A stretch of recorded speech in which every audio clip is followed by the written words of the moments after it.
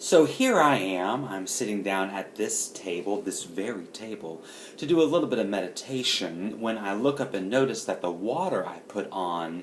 to make some pasta is beginning to boil. So I have to stop what I'm doing here at this table, sitting down meditating, and go over and deal with making the food.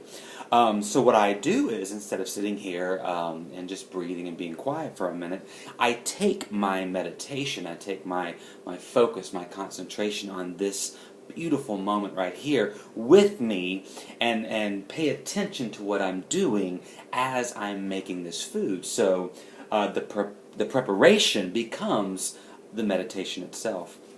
And I think that's so much a reflection of what our lives are like. You know, we consider spiritual practice, we consider things like meditation often as this separate thing that we do on the yoga mat or on our couch or at the end of the day or at the beginning of the day, these separate moments where we come back to center, or we come back to spirit, or we come back to peace and to silence, and then meditation stops, or spiritual practice stops, and we go about our day. But actually, the entire point of spiritual practice, of meditation, of any of these practices, is to return to that place and then to take that practice into our lives, to take that practice into the day and allow that barrier between spiritual practice and life to dissolve, so that we take this silence, this space, this sense of gratitude, this sense of wonder with us into our lives. And our entire lives, cooking and cleaning and working and taking care of the children, becomes a meditation.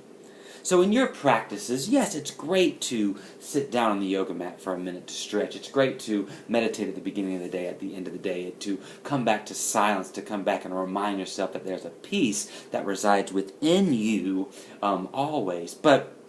take that peace you find, take that gratitude, that joy you find in those places, in those moments, with you into the day, and dissolve that barrier between the spiritual life and actual lived life, so that your entire life becomes one meditative experience, one expression of joy. I'm going to get back to cooking.